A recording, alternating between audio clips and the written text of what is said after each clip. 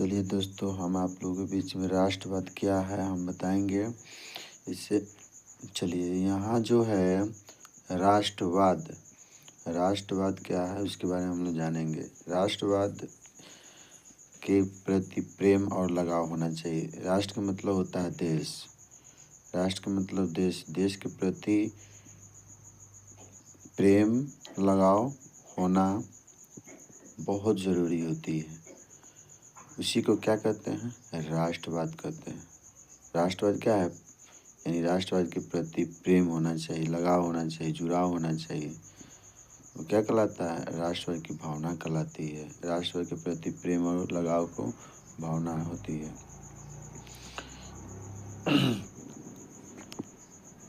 राष्ट्रवाद के प्रति प्रेम और लगाव की एक भावना है।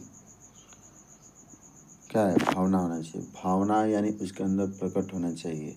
किसके प्रति? यानी राष्ट्रवाद के प्रति हमें भावना जागृत है। राष्ट्र के प्रति प्रेम और लगाव क्या होना चाहिए? भावना होना चाहिए। तो क्या कहलाता है? राष्ट्रवाद कहलाता है। ये एक ऐसी भावना है ना, ये एक ऐसी भावना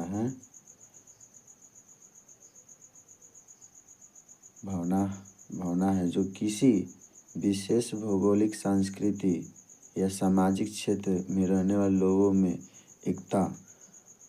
भौगोलिक के मतलब समझिए, यानी वहाँ का सांस्कृतिक, जहाँ समाज के अंदर सांस्कृतिक क्षेत्र में, भौगोलिक क्षेत्र में जो लोग हैं उसमें भावना जागृत करता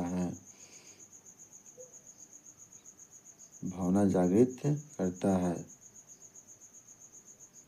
सामाजिक क्षेत्र में रहने वाले लोगों में एकता की भावना जागृत करता है। तो क्या कहलाता है? राष्ट्रवाद कहलाता है।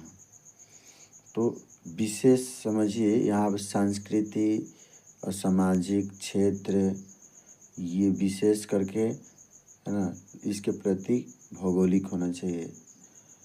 तो रहने वाले लोगों में एकता की भावना होना चाहिए। क्या कहलाता है? राष्ट्रवाद कहलाता है।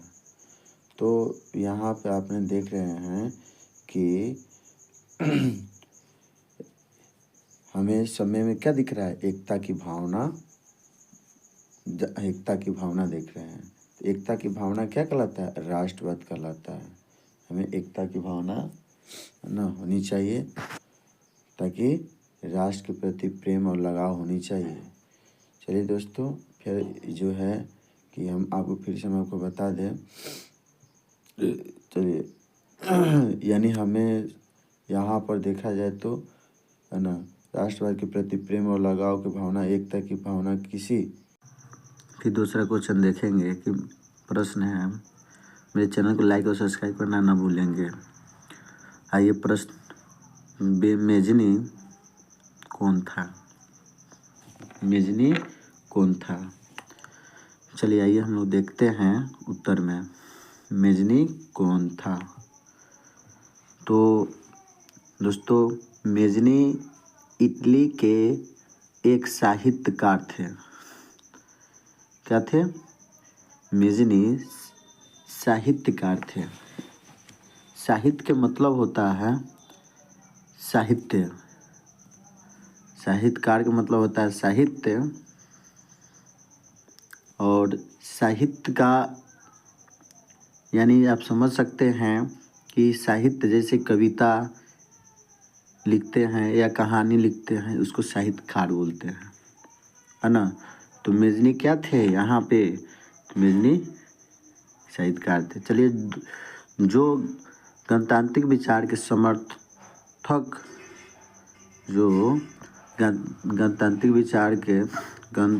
विचार के समर्थक